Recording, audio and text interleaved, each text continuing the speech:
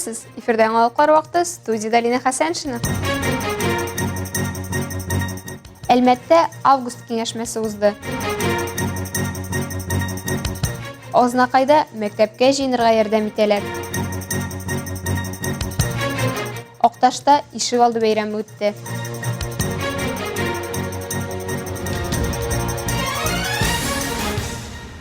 Бүген инженерлар лицейында ел сайын узучы август киңәшмәсе үтте. Анда Әлмәт районы мәгариф хезмәткәрләре җыелды һәм эш нәтиҗәләре яңа уку елына максатлар турында сөйләнде.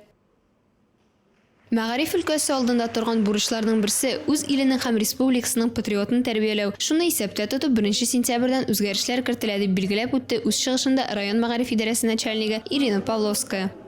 Торжественная церемония поднятия флага, исполнение государственного гимна и уроки по изучению государственных символов страны, ведение уроков, разговор о важном.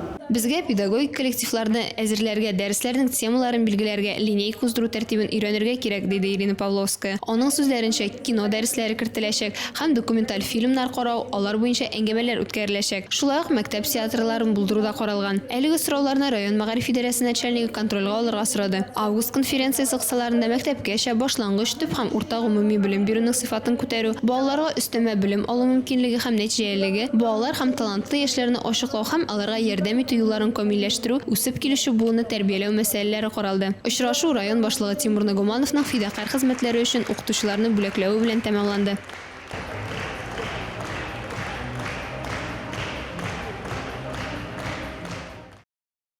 Елдан республикабызда мәктәпкә җыенырга ярдәм ит акциясе үткәрелеп килә. Әлеге акция кысаларында Азнакай районында 1 сыйныфка баручы 200 балага уку кирәк-яраклар тутырылган портфельләр тапшырылды.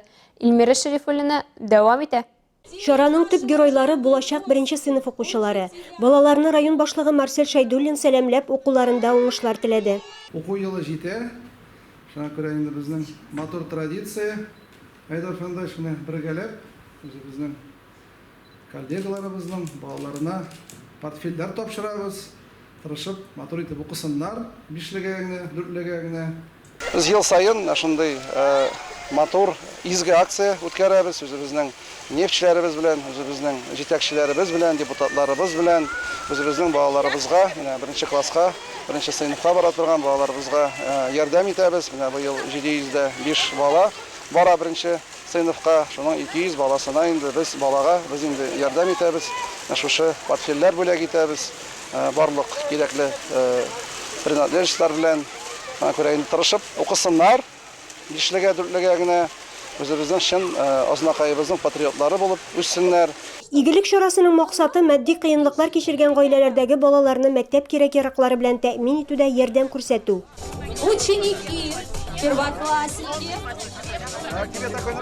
Әлбәттә, укытучылар өчен дә бу зур бәйрәм. Җәүһәрия Идиятова Чалпы авылы мәктәбендә эшли. Бу өлкәдә 37 ел хезмәт стажы бар. 15 августта минем башлангыч классларны укыта башлавыма 37 ел булды. Хәзер инде үземнең беренче карлыгачларымның, беренче чыгарылган укучыларымның балаларын укытам. Менә бу ел керәләр. Былтыр икенче керделәр. Мәктәп букчаларында уку кирәк-яраклары, язу һәм рәсем дәфтәрләре, каләм, карандашлар.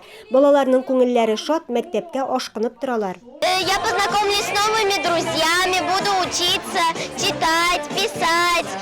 Я очень хочу в школу. Я буду ходить в школу и оценки хорошие получать. Әлеге акция Бердәм Россия партиясе, Татнефть компаниясе, предприятие, оешмалар ярдәме белән үткәрелә. Балалар өчен, 1 класска баручылар өчен иң беренче бик тә ничектер хәтердә кала торган көн. Ул инде һәр баланың хәтерендә калачак.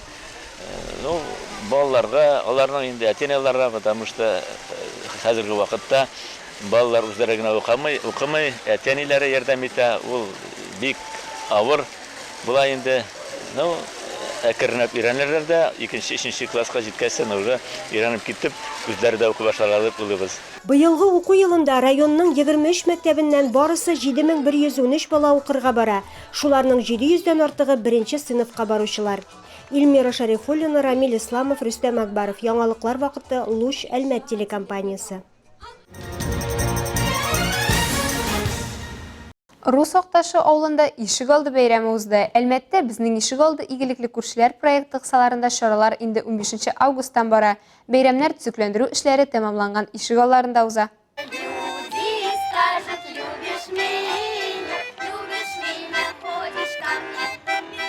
Рус Окташында узган игелекле күршеләр бәйрәме үзенчәлекле узды. Башта Әлмәт районы башкарма комитеты җитәкчесенең төзелеш буенча урынбасары Денис Косаревны җир һәм икмәк белән каршы алдылар. Аннан биредә бокс белән шөгыльләнүче спортчылар мастер-класс күрсәтте.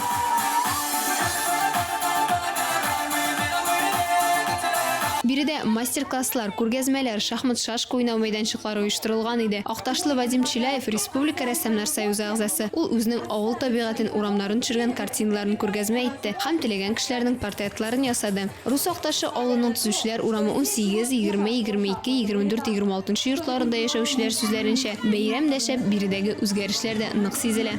Асфальт салдылар, площадкалар ясадылар балаларга. Чиста булды. Уютно стало. Двор стал прекрасный, широкий очень. Сейчас все благоустроили. Появилась площадка, асфальт. Мы очень благодарны этой программе. Безнең Ишегалды президент программасы 2020 елда үз эшен башлап җибәрде. Ул вакытта 52 Ишегалды төзекләндерелде. Узган елда 93, 5 еллык программа кысаларында барлыгы 532 Ишегалды үзгәрәчәк. Шуларның 78-е агымдагы елда.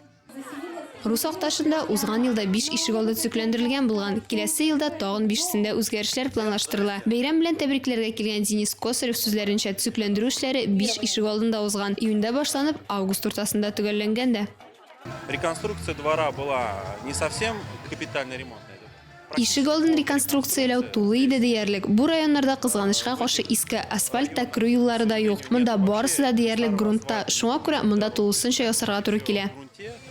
Но здесь приходится делать полную дорожную одежду. Безрукову Надежду Васильевну за активное участие в жизнедеятельности села и благоустройстве придомовых территорий.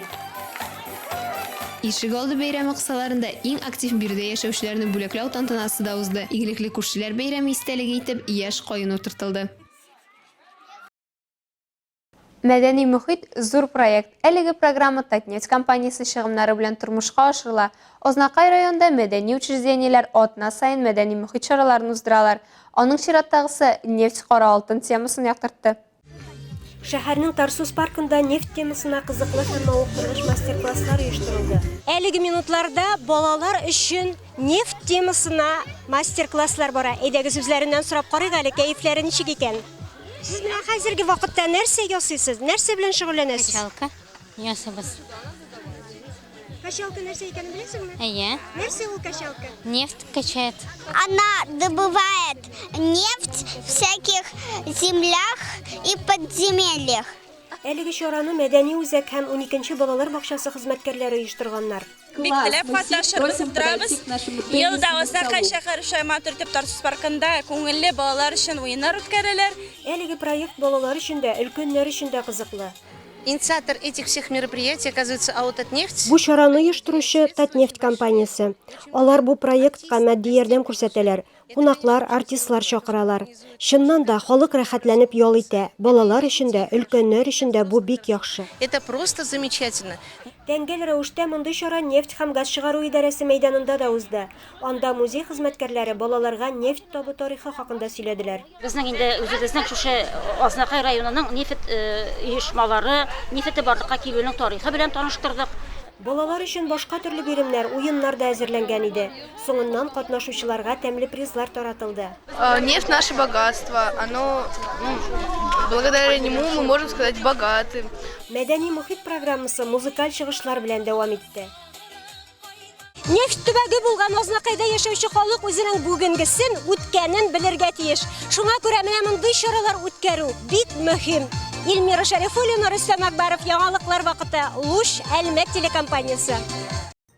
Әлеге шулар Миллина Хәсәншина һәм монтаж операторы Динара Гануддинова сезнең белән сау булашабыз, исән-имин булыгыз.